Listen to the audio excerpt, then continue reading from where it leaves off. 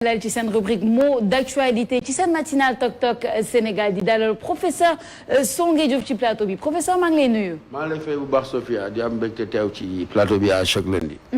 namoon nañ la ça fait un moment on est content de vous retrouver. content de retrouver aussi Pape Alioune Sarr maa ngi lay nuyu di la dalal. maa ngi lay fay Sophia Ba di nuyu Songué ak téléspectateur Tok Tok Sénégal. c'est ça alors Pape Alioune Sarr tey ñoo waxtaanee le mot d'actualité du jour je pense que c'est bilan hein le mot approprié ñu daal di waxtaanee ak professeur Songué Diouf li nga xamante ni moo di le bilan un peu du gouvernement dirigé par Amadou Ba un an après. waaw 17 septembre 2022 lañ ko nommé premier ministre mu formé li nga xam ni un gouvernement de 37 ministres ñoo ko composé Amadou Ba nekk ñeenteelu ministre premier ministre u Macky Sall 17 septembre 2022 te ñu ngi ci 18 septembre 2023. premier ministre la d'abord ginnaaw buñ ko tabbee mu nekk candidat Benno Bokk Yaakaar ngir présidentielle 2024 su ñuy xool professeur Songué Diouf bu ñuy tabb Amadou Ba y avait pas un poste de premier ministre c'était vacant dañ ko éliminé woon ginnaaw bu Mahammed Boun Abdallah Dionne mujj ci toog ñu ne dañuy def un gouvernement de combat social un an après est-ce que yënga loolu waaw un gouvernement de combat social dama yaakaar ne bañ koy wax sax newuloon nga baal ma lu ñu gëm tellement hein parce que boo ko seetloo bi ki nga xam ne mooy premier ministre actuel bi Amadou Ba di ñëw c'était plus pour régler une question politique que honnêtement pour régler des problèmes d'ordre sociaux liés à la difficulté de vie des Sénégalais parce que boo rappelé bu baax bu nga rappelé woo le contexte dans lequel il a été élu ku nekk xam na ne benn crise moo fi amoon mooy consécutivement au départ de Mimi Touré bi nga xam ne dañ ko paraît-il digoon ne moom mooy jiite Assemblée nationale et cetera tout ce qui s'en est suivi donc Amadou Ba dafa ñëwoon plus ou moins pour apaiser moi je crois que la mission première du Premier ministre c'était un coup de force du président de la République koo xam ne écarté woon na ko mais xam na ne il gardait encore benn aura au niveau de l'opinion de manière générale mu gis ni élément stabilisateur la boo xam ne dina détourner attention bi nga xam ne ak importance bi nga xam ne moom lañ joxoon ci Mimi Touré daal di indi focalisation bi au niveau de quelqu'un donc pour moi ça ne participait pas directement d'une volonté nga indi ay réformes ay coppite yoo xam ne dina rehausser wala dina dimbale niveau de vie des Sénégalais ça obéissait à une logique politique boo xam ne am na benn intérêt bu ñuy accordé démission Mimi Touré actualité bi yëpp focalisé wu ci moom nga indi koo xam ne tu le déterres parce que on n'oublie pas que Amadou Ba à l'époque dañ ko defoon au frigo donc boo ko indiwaatee c'est lui qui devient l'événement en tant que tel et le départ de Mimi Touré plus ou moins est passé par porte de presse donc man noonu laa mën a gis. donc sur politique du tout mën nañu wax ni côté social donc échec la. mais côté social échec la du ma wax ne échec la parce que xam nga pour nga ne échec la il fallait que mu nekk loo xam ne dafa nekk préoccupation réelle parce mais li ma la wax li mu tekki mooy bañ koy nommer en réalité même bu ñu waxee ne c'est pour régler les questions sociales yëkkati le niveau de vie des Sénégalais améliorer la santé améliorer l'éducation améliorer l'agriculture bref mu am impact réel dans la vie des Sénégalais mais ku nekk xamoon na ne de manière objective c'est dans la précipitation qu'il a été nommé deuxièmement moi j'ai dit l'effet recherché c'était pour faire en sorte que kii nga xam ne moo di Mimi Touré coow li nekkoon ci moom lépp tulleeg Mali Mimi et cetera nga indi koo xam ne kenn yaakaaratu ko woon mais ça participe d'un coup de force politique boo xam ne dina permettre mu détourner attention bi donc pour man c'était pas un gouvernement boo xam ne dañ ko teg mûrir ko réfléchir ko jox ko ay priorité ne ko fexeel ba Sénégalais yi seen niveau de vie wala seen dundin coppite mais encore une fois man pour man démarche stratagème politique la woon tout dañ ko fal premier ministre ngir waajal ko candidat bi wala à l'époque c'était pas le cas non bañ koy fal premier ministre li ma la wax la kenn falu ko woon pour waajal candidat bi parce que encore une fois boo ko seetloo même moom ki nga xam ne moom mooy président de la République seen diggante rataxuloon ratax boobu bañ mën a wax ne déjà da ko choisir di ko defal candidat bon on n'est pas dans le secret des dieux mën na am mu nekkoon voilà mais en réalité bu fekkee dañoo jàng rek de manière objective benn moment da ko jël seppi ko complètement génne ko fa d'abord fa la nekkoon ministère des finances mu jëlee ko fa yóbbu ko affaires étrangères après affaires étrangères da ko jël carrément def ko au frigo donc à l'époque ba mu koy fol c'était presque un banni que l'on ressuscité mais banni boo xamoon ne encore une fois amoon na aura amoon na impact ci parti bi comme j'ai dit dina nekk loo xam ne daf lay yokkal day nekk une plus-value ci contexte boobu mais bon bu fekkee dañoo dem ci logique bilan boo ko seetloo qu'est-ce qui a changé moi je ne vois pas grand-chose qui a changé amul parce que boo ko seetloo gën naa cher waaw ku nekk xam mel ne inflation yi denrée yi gën naa yokku inondation yi moom c'est structurel. chômage waaw donc gisoo aucune question boo xam ne da nga ne on a frappé un coup ou de manière très imperceptible dans tel domaine dans tel secteur gis nañ fa coppite moo tax man damay lekk je reste sur ma fin de ce point de vue là. Sophia est-ce que bilan bi bilan mu ñuy wax satisfaisant est-ce que mën na ko topp ci li nga xam ni moom la bëgg muy njiiti réew mi su bëggee nekk candidat est-ce que mën na ko évaluer sur la base de son bilan 1 an après bilan boo xam ni si c'est pas waaw malheureusement passe ailleurs oui mais au Sénégal gars yi doxuñ ci loolu d'une manière de dire clairement buy ñëw dem présenter au candidat du gàddu wàllu bilan c'est-à-dire le Sénégalais moyen du fi nekk naan bilan bii la def ci secteur bi def na fi lii def na fi lii wala defu fi lii sooxee na fi déedéet Amadou Ba moom mooy candidat et donc il se détermine par rapport à ce profil là loolooy problème bi donc newul koo xam ne bu fekkee ailleurs la dañuy xool sa passif xool sa actif xool li nga def ñu peser sur la balance mais ici on dira passe moom mooy présenté wu tout ce que tu as pu faire par le passé n'intéressera pas le Sénégalais moyen c'est comme ça qu'il vote mais suñu dégluwee sa analyse professeur on a envie de dire Amadou Ba donc Premier ministre de circonstance et peut-être même candidat de circonstance mais est-ce que vraiment président Macky Sall day jël ay décisions nii à la va-vite ci circonstance est-ce que waaw bon xam nga am na benn génie politique bu ñu ko conféré en rapport avec des circonstances également très précises mais am na loo xam ne boo ko jàngatee te observateurs yi nga xam ne analyste ñoo fa nekkoon nee nañ la bañ koy génne ci gouvernement bi ba dernière seconde il était pressenti pour être donc il y avait une guerre souterraine il y avait un combat il paraît qu'il a été et de source sûre quand je dis il paraît il a été lui-même l'un des premiers surpris ba ñu composer gouvernement ñu génne ko ci donc foofu sur la base de ça ku nekk xam na ne kenn mënutoon expliquer niñ ko évincer du gouvernement ça veut dire que ñun bokk au niveau de l'opinion mënuñu woon teg suñ loxo ne ci lii la def boo tax ñu jëlee ko fi donc ça accrédite la thèse que xëy na diggante bi rattaxewuloon noonu à ce point là moo tax man sur cette base je dis très clairement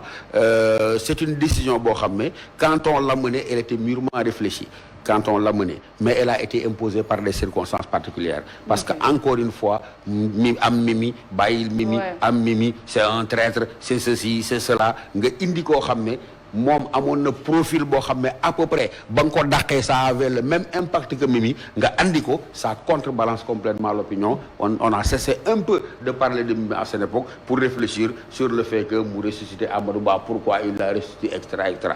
Moi je pense que c'est encore une fois quelque chose qu'il a sorti de sa botte en bon politique mais en réalité ça n'obéissait pas à un truc planifié loolu la gëm tey jii il est super premier ministre parce que nekkul premier ministre kese nekk ministre des sports nekk ministre de l'élevage tey mu teg ci candidat est-ce que actuellement Amadou Ba est légitime comme premier ministre ginnaaw buñ ko tabbee candidat coalition Benno Bokk Yaakaar dafa war a démissionner dañu war a def remaniement ou pas parce qu'il a 3 ministères ci ginnaaw ba pare yokk ci li nga xam ne mooy candidat de la coalition présidentielle.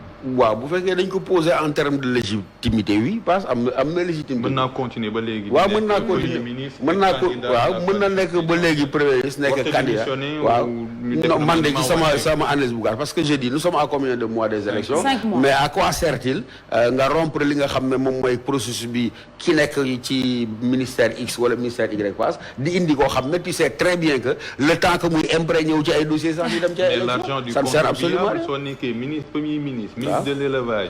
ministre des sports. candidat coalition présidentielle. tu vas avec quel argent. tu vas avec. quel argent pour ta campagne électorale. Je vois pas le lien. Soo nekkee premier ministre, tu as un budget. Soo nekkee ministre des mais est-ce que le budget de campagne a quelque chose à voir avec le budget des ministères? Ah mais su fekkee ni amul une séparation entre le poste ministériel ak yow mi nga xam ne mooy candidat. tu peux même utiliser pour ne pas qu'il y ait confusion quoi. Oui mais les moyens justement il a tellement de portefeuille à son actif je pense que passe loolu bëggoon il a tellement actuellement de portefeuille à son actif que est-ce que vraiment la ligne de démarcation dina yomb def ou bien il sera sujet à des à des supputations. C'est ça. Moi je pense que non. Pourquoi? Parce que il est ministre des sports, il est premier ministre, il est ministre de quoi encore? Il est ministre de l'élevage. Mais buy dem élection du xaalisu ministère lay tibb kayam yóbbu ko élection. Ça n'a absolument rien à voir. Il y a un budget de campagne qui est déjà prévu et sur la base de ce budget de campagne, les wërë mi def campagne am ci sax. Donc peut-être que maintenant un pays comme ça. Waaw, ce premier ministre de l'élevage.